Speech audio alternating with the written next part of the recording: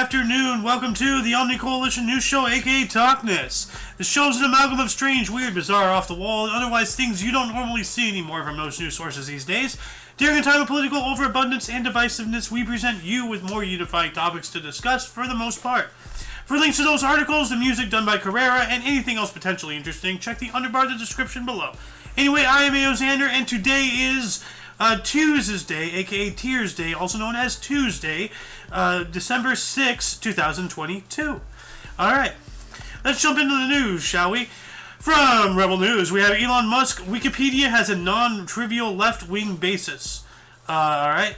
Says here, Wikipedia, the crowdsourced encyclopedia, is voting to delete its entry on the Twitter files.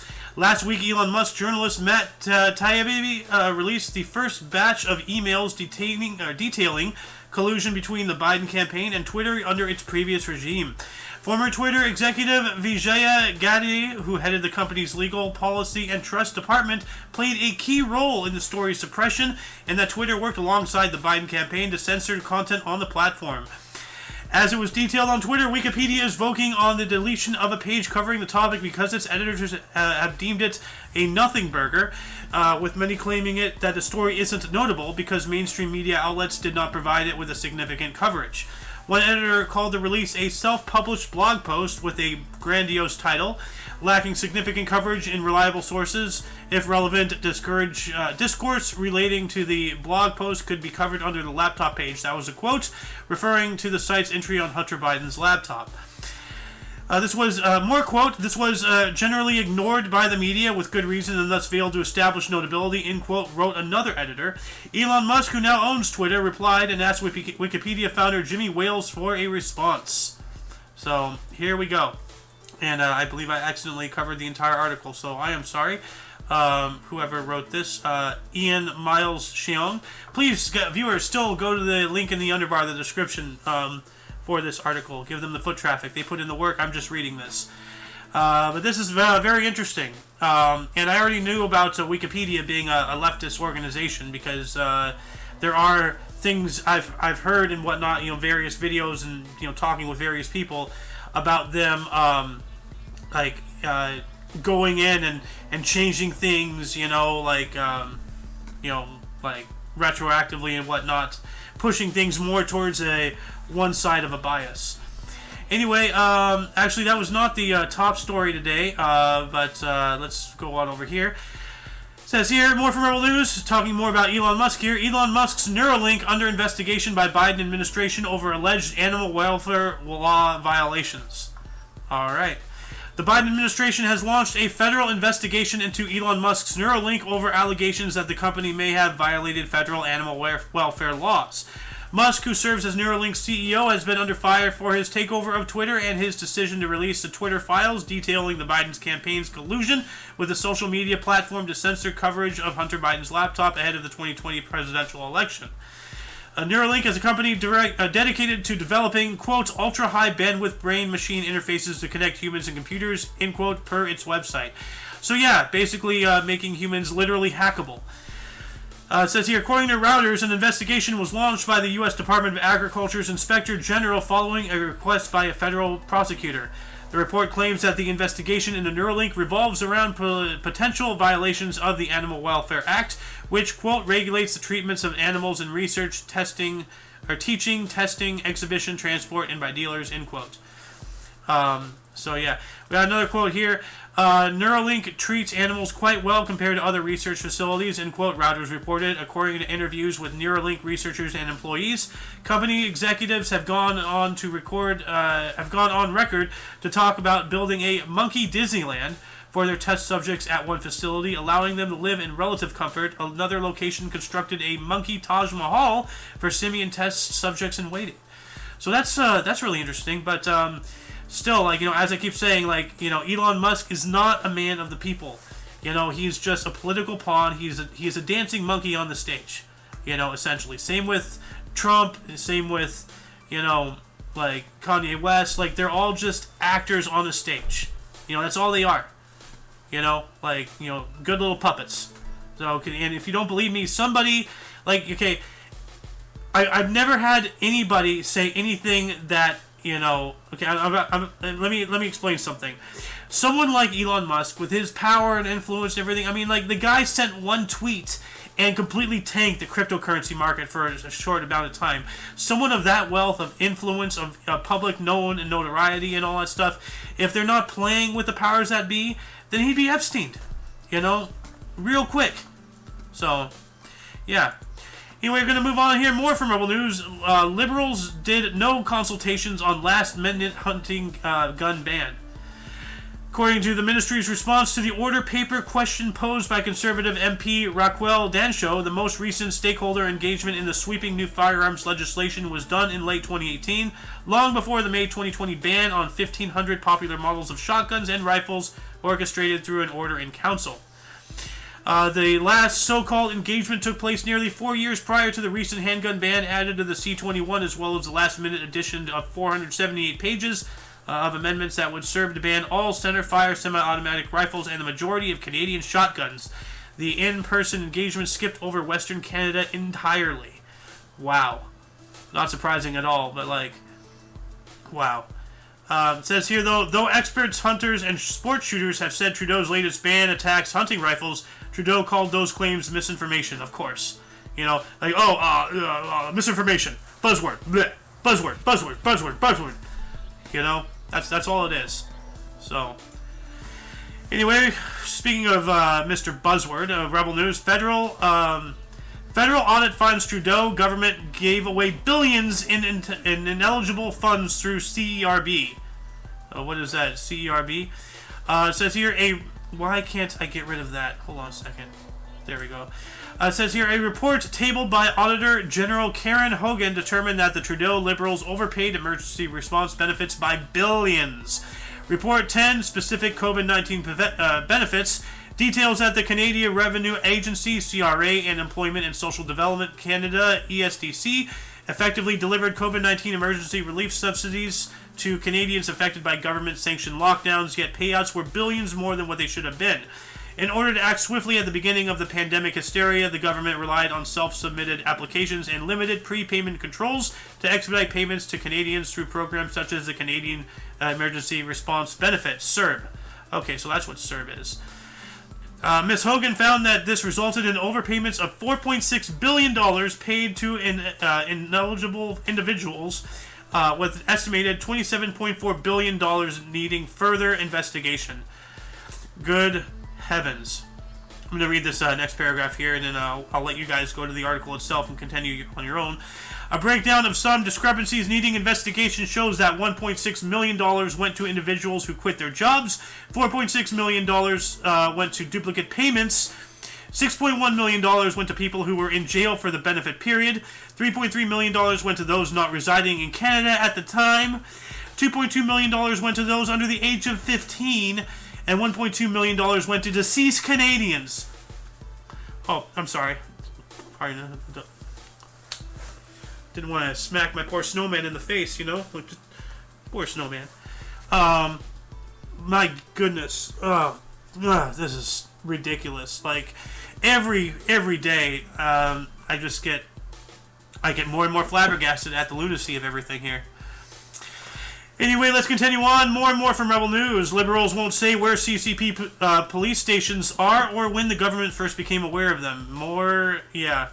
Actually, before we get into this, though, I have recently made a friend who apparently Canada does have a program that financially helps or does some kind of help to people who've had adverse effect to the poke, you know. So at least there's that, but, you know, they have it in place, but who's even going to be able to get those benefits? So there's that question too. But at least they have something in place, so that's good. Thank you for that information, Mr. Drogan. Anyway, it says here, Chinese-operated police stations have been reported in Vancouver and Toronto. Spain-based non-governmental organization Safeguard Defenders says it used open-source statements from People's Republic of China authorities, China's police, and state media to find the Canadian locations and dozens of others around the world. I've talked about this too before. There are alleged to be 5 such installations in Canada. According to a Public Safety Canada response to an inquiry of the ministry, there is at least one open investigation into the CCP-run police stations in Toronto. Quote, the Royal Canadian Mounted Police is investigating reports of criminal activity in relation to the so-called police stations.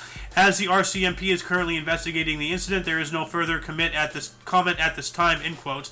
Rebel News' David Menzies visited the suspected site of one of these Chinese outlets. Protesters have demonstrated in front of the Chinese consulate in Toronto against what they say are illegal surveillance and intimidation practices based out of the locations. Yes. So, and then the article ends here, so I'll just end this article. Sorry, author.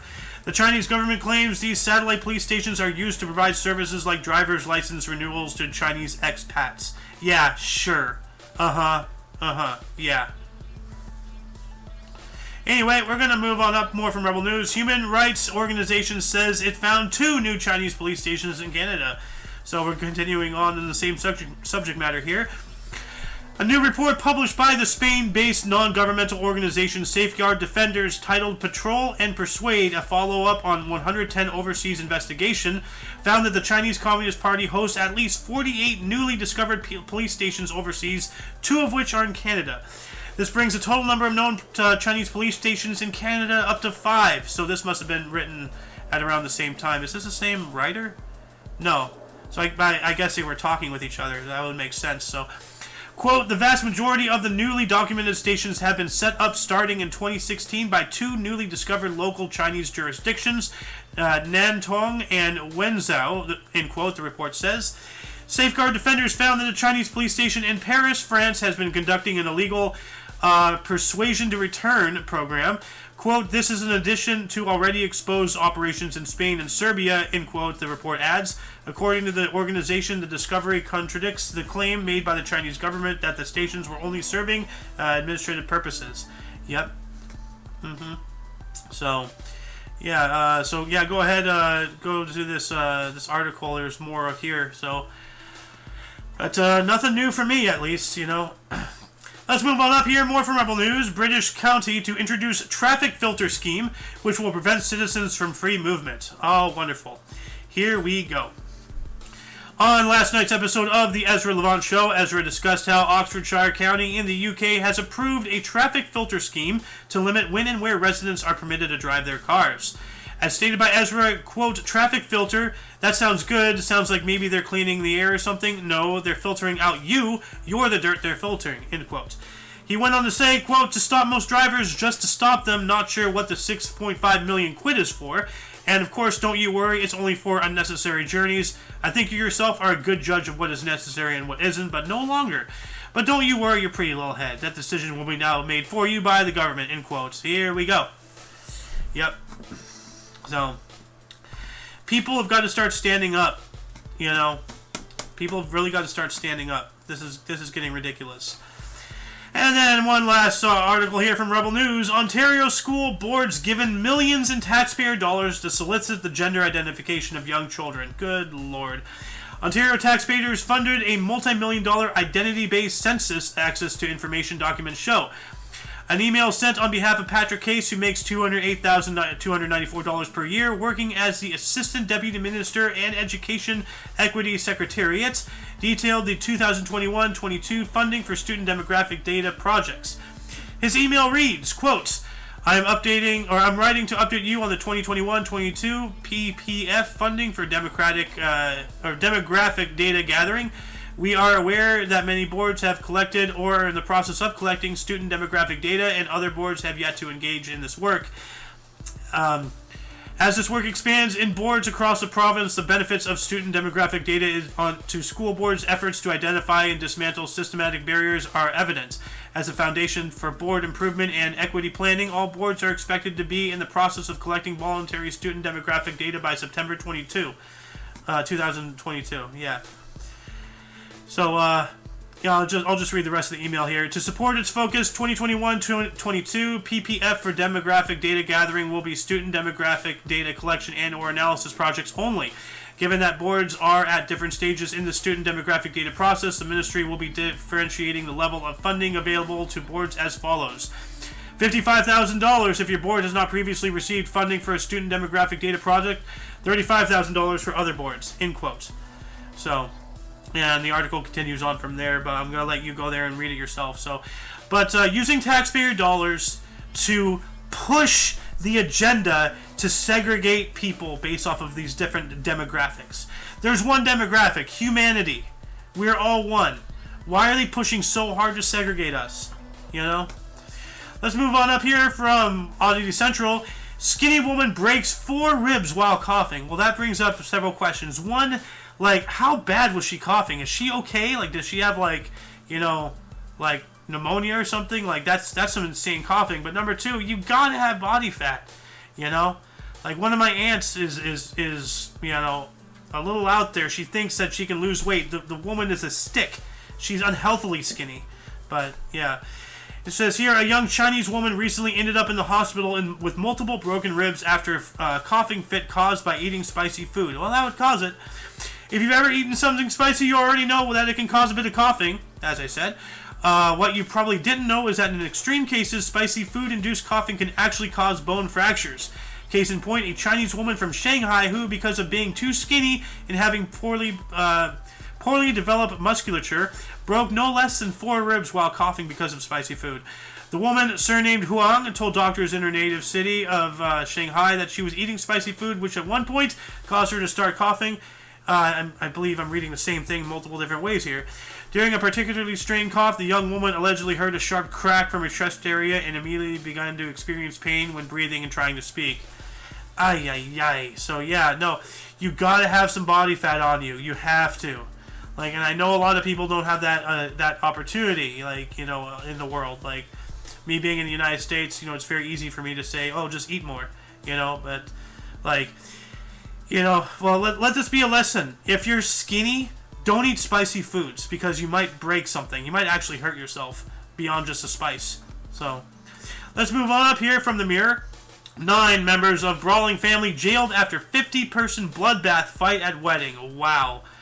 Jesus, this guy is the most messed up out of all of them. Like, he has a stitch, he has a band-aid, he's just covered in blood. This guy has little specks. Everybody else here, though, they look relatively okay.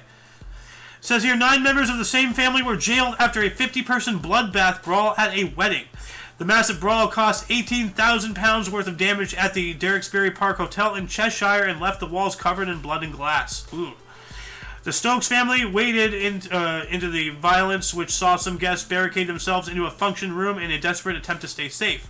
The fight broke out at around 11:15 p.m. on June 26, 2019 at the Hotel and Spa in Warrington, so this is old.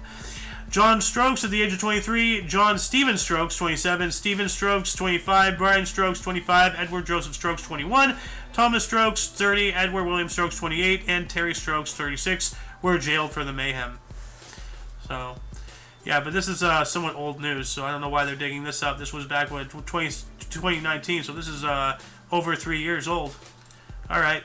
Anyway, let's move on. More from the Mirror. Martin Lewis, word of warning to anybody using air fryers or microwaves instead of ovens. So let's see here.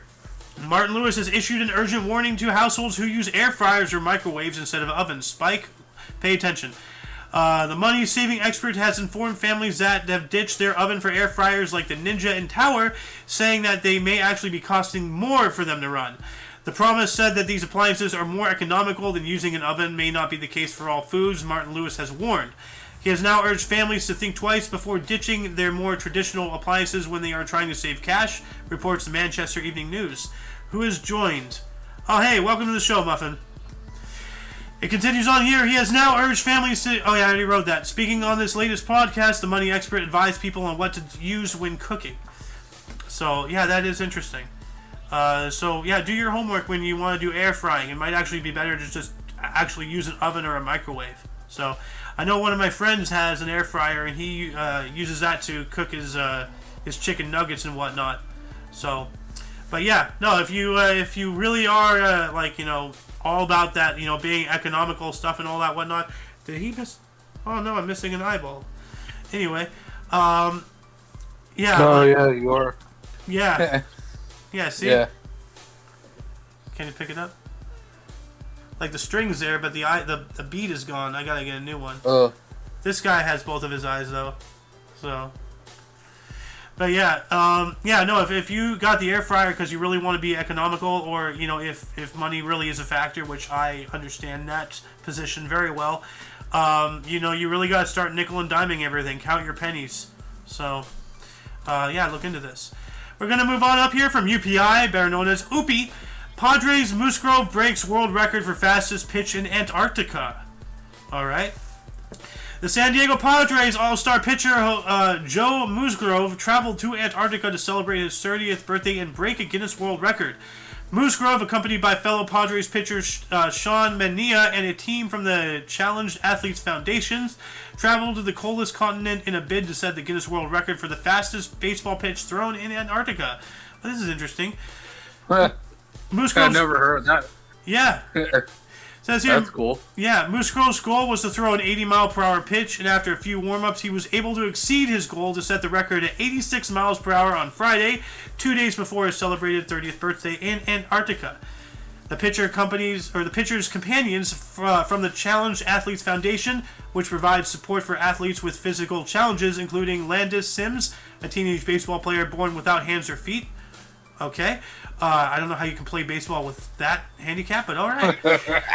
Roderick Sewell, the first person with double above-knee amputations to finish the Ironman World Championship, and Justin Fonsgavana, a bronze medalist at the Tokyo Paralympic Games for the javelin throw. All right, that's pretty cool. You know? So, yeah. And yeah, like, I know someone out in San Diego, so they probably think this is a really cool thing. So yes. We're gonna move on up here more from UPI. Idaho man hands up 5 T-shirts to break Guinness World Record. What does that mean? In a 5 T-shirts? Hands up. I think they meant hang up. So yeah, because I see hangers here. It says man, here hands up. Yeah. Oh, go ahead. It says here, an Idaho man with more than 250 Guinness World Records titles added another record to his name by hanging up 5 T-shirts in 16.78 seconds. Okay. Oh, wow. They really have a record for literally everything, don't they? You know? They have to pull something. Wow. David Rush, well, what a fitting name there, Rush, who broke Guinness World Records to promote STEM education, said it took some extra planning to make sure he was following all of the record-keeping organization's rules for the fastest time to hang up 5 T-shirts. Rush said his first obstacle came when he discovered the neck openings of his own shirts were too large for Guinness regulations, so he turned to his wife's T-shirts as a replacement. He then discovered his hangers were too short and had to replace with longer ones to comply with the rules. Rush successfully hung up the 5 shirts in 16.78 seconds, beating the record of 27.93 seconds set by Kaito Koizumi of Japan in 2015. So, alright. I guess we're number 1 in hanging up shirts again. USA! USA! Yes, sir. I mean, hell, like, when that Japanese guy, defeated what's-his-face at the hot dog eating championships... Oh, my heart, my soul. How can we let such an atrocity occur? A Japanese out-Americaning an American? How dare you? Oh, buddy. Yeah. Anyway, we're going to move on up here more from UPI. Nativity scene displayed at Iowa Bank could break 2 Guinness World Records. All right. What the fuck? Yeah, that's a big nativity scene behind him right there. So... Says here, a collection of 2,539 nativity scenes currently on display at an Iowa bank could break 2 Guinness World Records. The Hills Bank in Washington is currently hosting the display of 2,539 different nativity scenes, a collection belonging to Michael Zaz. Zaz said he has been collecting the nativity scenes since the late 1950s, and they come from more than 100 different countries. He said it took about 6 weeks to set all of the scenes up at the bank. Wow. So 2 months. So that's 1/6 of the year to set this up. That's insane. Yeah. Says, quote, I like to have people come and look at the details. You can look at the exhibit for the scripture part of it. You can look at it for the materials, the artwork. Much of these are handmade. Some of them are very historical, end quote, Zaz told KCRG TV. So, that's cool. I'd like to go check this out. This is all, Iowa though. I ain't gonna get out there. So, I can see behind him. That's a lot of nativity scenes. So Expensive too. yeah, I have a black nativity scene with like a little black baby Jesus. I don't know where it is, but I have pictures of it. So yeah. Anyway, for our last but not least here, from AP News, driver gets $553 ticket for driving with snow on his windshield. Well, he should get his license suspended. Number one. Says here, Washington State Patrol trooper issued a $533 ticket to a driver Sunday after the person drove more than 5 miles or 8 kilometers with their vehicle and windshield almost completely covered in snow. Why? Says here, trooper Heather Weatherwax. What a name, Weatherwax? Oh God. Said the State Patrol received a report about the person driving erratically along SR-16 south of Bremerton. When pulled over, the driver reportedly told the trooper that the windshield wipers weren't working, Weatherwax said. The driver received a $533 ticket for second-degree negligent driving. Weatherwax urged people to remove all snow from vehicles before hitting the road. Yes? Like, you know, rule one of driving, you gotta see where you're going, you know? I'm gonna drive with the snow in front of me. Yeah. I can see through. Spoken like a true Californian. Straight that. Yeah. But that is nuts. That is absolutely... Yeah. Why would you, like, not at least, like, brush it off, you know? Like... Or at least move the snow or something. Yeah. Like, and the thing is covered in snow. So, like, how do you not... I mean, come on. You know? Yeah. That just stupid. Just flat out stupid. So... Anyway, that shall conclude the show. Once again, you can check the underbar of the description for any links you may be interested in, including but not limited to all things Omni Coalition. For your dose of different, odd, and otherwise unknown news, we stream Monday through Friday at 2 p.m. Pacific Time, which is 3 p.m. Mountain, 4 p.m. Central, and 5 p.m. Eastern, respectively. For all of you and all of us, I am A.O. Xander. And the Muffin Man. Yep. And you, of course, are you. And until you catch us tomorrow, or if you're interested in history, we do a history show every single day at 10 in the morning Pacific Time. Anyway, until then, don't forget to look right and left at every intersection, rate 5 thumbs, and subscribe. Toodles! Let's go, Brandon. Ha! Yeah.